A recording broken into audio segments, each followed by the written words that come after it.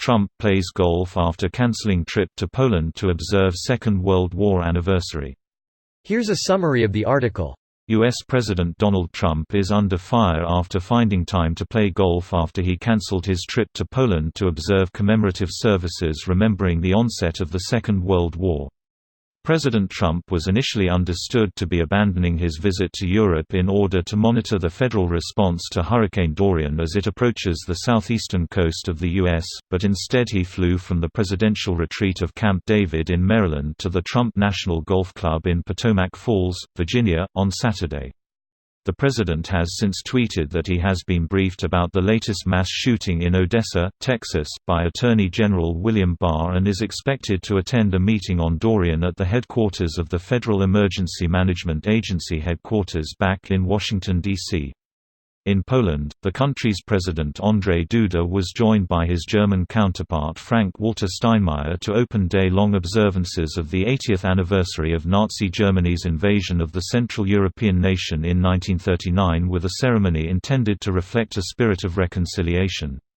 Poland would remain under German occupation for more than 5 years and lost around 6 million citizens in the conflict. The presidents, local officials and residents, among them survivors of the bombings, observed a minute's silence in memory of that first attack's estimated 2,000 victims. "Mr. President, thank you for your presence and your attitude," Mr. Duda said. Unlike the Commander-in-Chief, U.S. Vice President Mike Pence was in attendance, as was German Chancellor Angela Merkel, with many other world leaders expected to attend the day's main event in Warsaw. This post received a score of 53,153, with an upvote ratio of 82%. Here are the top comments in response to this article. To the dude that posted the meme a few days ago saying that exactly this would happen. Congratulations, you called it. Almost like Trump has a history of pulling this sort of thing. Being a piece of shit? Now let's use the correct terminology, that's President Donald J. Turd. Yeah, we can all make jokes but when it comes time to fucking vote then I better see y'all fuckers in the booths.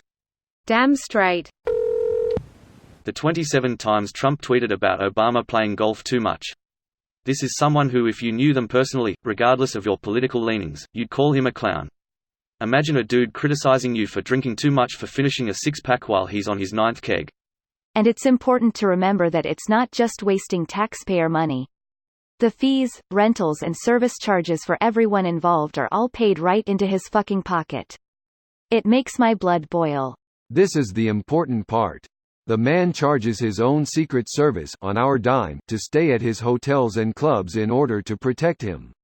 He insists that events with world leaders and dignitaries visiting the U.S. be on his properties. He is making money off you. He is making money off all of us. It's what he does and the only thing he's good at.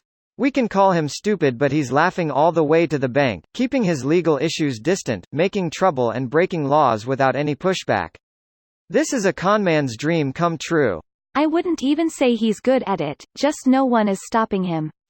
It's out in the open. I'm going to be working for you. I'm not going to have time to go play golf. Donald J. Trump, August 2016.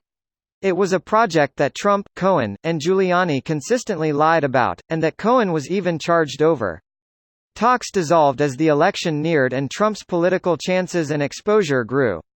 Cohen is literally in prison for crimes Trump directed, evidenced in no uncertain terms by SDNY as Individual 1. I feel like any teachers trying to cover this time are going to have to constantly remind students, yes, I promise this really happened. Today, class, we will be studying the stupid ages, where people believed things not based on logic or reason, but based on who said the point loudest. Ironically, the people who give the fewest shits about sound reasoning are the ones who loudly profess to using facts and logic. But by their own logic it makes sense, because they said it the loudest.